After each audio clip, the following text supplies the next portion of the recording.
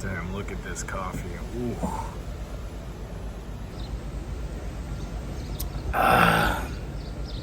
That's good. So I don't have many regrets in life. In fact, I have no regrets except for things that I didn't invest to find out earlier in life. What do I mean by this? Most things I don't have regrets because the only way I would have learned or found out is by going through the process or the experience that I did. I had to fail. I had to make mistakes. I had to go through the trials and tribulations to come out on the other side. But the only exceptions were the times where I could have got leverage on myself, could have got information ahead of time, had I not been a penny wise and a dollar foolish. What's an example of this?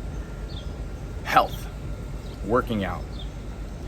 So obviously when we're starting out, when we have less resources in life when we're younger, it's easier to rely on free resources.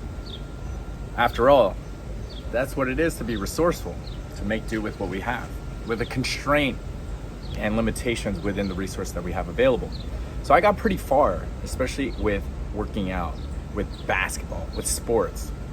So I would use free resources online to be able to get stronger, get more jacked, get ripped, and do it by myself in the gym. However, I did purchase my first info product in high school, and it was called the Vertical Project. And I started jumping a lot higher.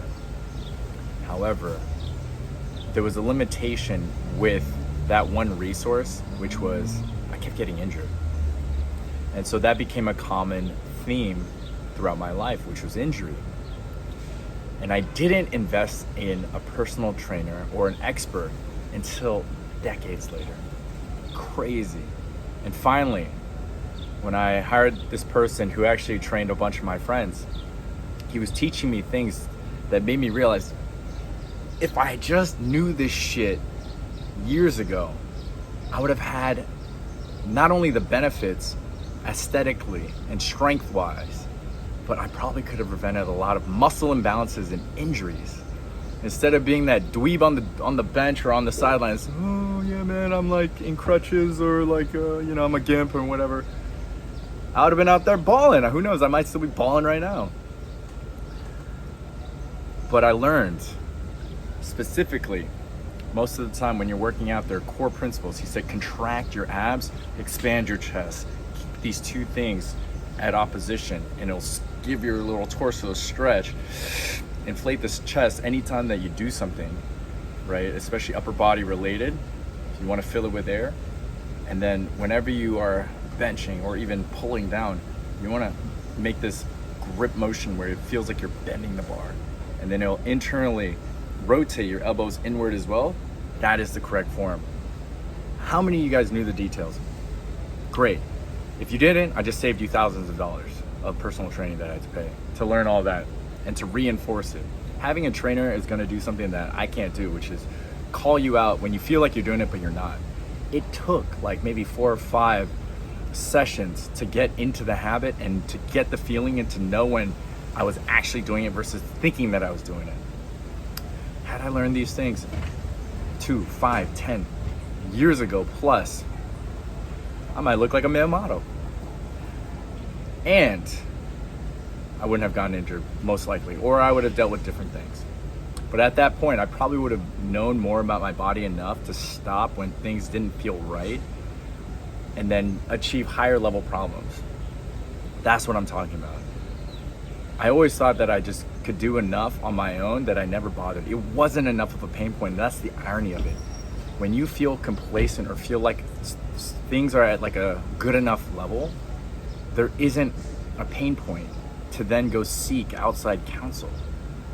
And that's the thing. If you don't have high enough standards, and mine were pretty high, or you're willing to tolerate a level of things that are lower than what you actually deserve, then this is the kind of shit that happens. Also, when we're just being too practical and we're just short-term oriented and not willing to weather the storms or the discomfort of short-term loss for long-term gains. Now, an area that I have gotten lucky in or unlucky, depending on how you see it, was within the realm of social skills. So it was a disadvantage growing up because I didn't have as much reps or as much free time as others. So the pain point was greater. It was greater than the average.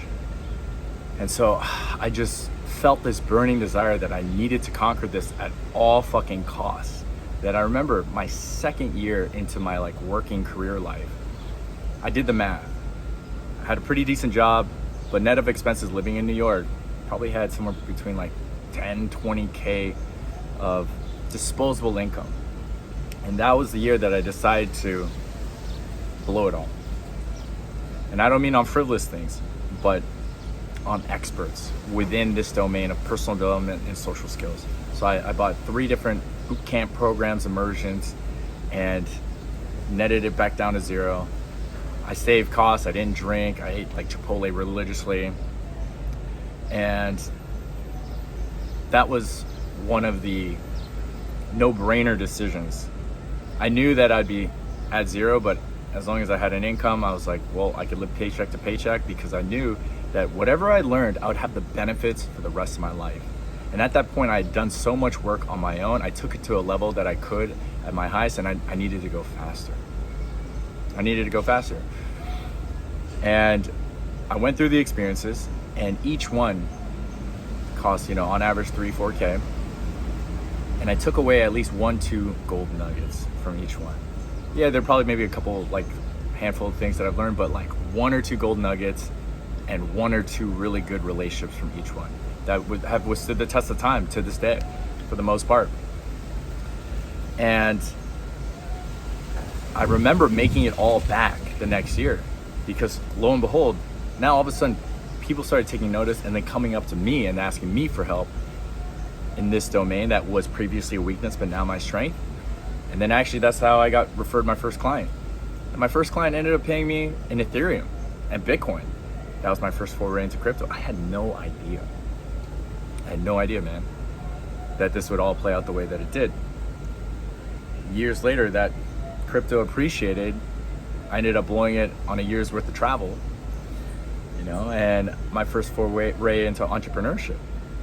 And it all started from taking that step back financially to then go leaps forward. Now, my only regret from knowing this is that I didn't double, triple, quadruple down. What do I mean by this? I did take more personal development seminars. I did go down the rabbit hole. But knowing this, especially when I had more disposable income, I lost my sense of why. Instead, I got carried away in the crystal shops. I started dabbling in different things. And on one hand, that afforded me a richer life experience of exploration and freedom. So it's all part of the craft, one way that you cut it or not. But I'll tell you, I revisited one of those companies way back, and I remember hearing about this person that stayed the course and stayed close to the community and devoted his life for 5 years. And now this dude is crushing it. Now this dude is balling. Now he's half a decade ahead of where I could have been. Now, I do make up for it in a wealth of experiences and relationships and this and that. And so, I'm not regretful. But it's the absolute clarity of the why and the goal that then makes these types of decisions more clear cut. And I lost sight of that. Investing in oneself to get the lifelong benefits, compounding benefits of devoting yourself to a knowledge base or a skill set or a craft is how you get to your place, your destination faster. I had this wake-up call when I heard Hermosi say in one of his early chats, like maybe 1-2 years ago, he's like, if you're making less than 250K a year, it doesn't make sense to save. Don't save. Go to 0. Invest all that in stacking skill sets until your baseline is 250K, 500K a year, $1 million a year. And that's when I was like, holy fuck. That is absolutely so true. So true. This is what it means to play on the offensive. This is what it means to actually not play it scared or play it too safe, but knowing that the decisions that you make are going to propel you that much forward And most times, the best decisions require you to take a step back. It's like learning anything, right? You have to unlearn some bad habits to then be able to create the new foundation for the right habits to then grow the tree or climb the mountain. So think about what these areas are for you. Talking is something that we do every fucking day, but I don't know very many people outside of the world that I've created for myself and my direct friend groups, or the people within that world, that have invested in their own abilities to communicate. Yet it is the most foundational thing that we could do for ourselves for conveying who we are and forging relationships, which directly impact the quality of our lives and how we transmit information to one another, how compelling we are, how convincing, how persuasive, how much we get good information, the quality of the questions that we ask, the quality of the answers that we receive. It blows my mind, the ways that we think, and yet most people don't invest in it. And if that's the case and you're in the position to invest, ask yourself, why? Why? Are you just playing it safe? Or are you just being a little too practical? Maybe you're just scared. Maybe you don't realize the benefits of whatever it is that you're looking into. There is always something out there that's going to be tremendously beneficial to you, and I highly recommend looking into it. Now, I'll leave you with this. If you aren't in the position, you got to find ways to scrap just enough, like I did in the past, to then go pull that trigger and take that 1, 2, 3 shots on the thing that's going to make the highest impact on your life. And a lot of those things oftentimes don't have a direct ROI, logically. Like for me, social skills, I didn't know how that's going to pay itself back, but somehow it did. I just had enough faith and I had enough of a reason why. Sometimes they do. It's learning a new business method, a new business related skill. There's going to be some sort of ROI or job opportunity. Whatever it is that you decide to choose, make the most out of it. Because even some of those things that aren't directly related to ROI, you can forge relationships that then lead to other opportunities. Every time you do one of these things, it's like planting a seed of new ideas, new beliefs, new ways of thinking, new relationships, and those always take time to cultivate and blossom. And now I feel like all those things are sprouting up left and right. So the earlier you start, the sooner that you're going to be able to reap these rewards. So that's the message for today. I'll leave you with that. I have endless counts of these types of stories. We can get into it in a future time, but thanks for tuning in.